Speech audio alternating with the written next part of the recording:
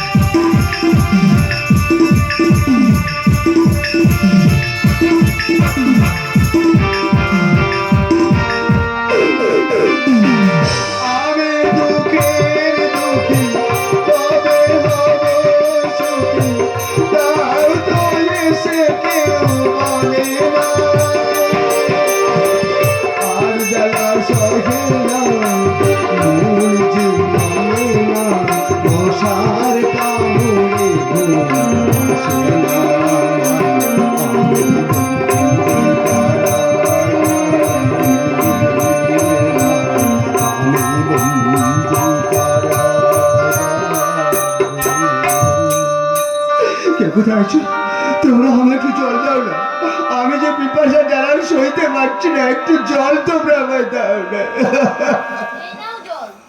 জল দাও না, দাও।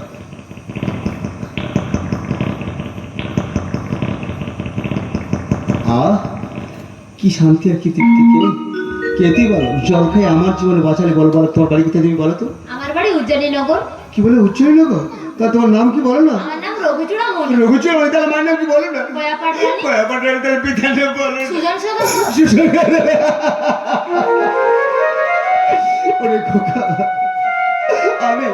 আমি তো সমতভক্ত পিতার নাম আমার সুজন সদা।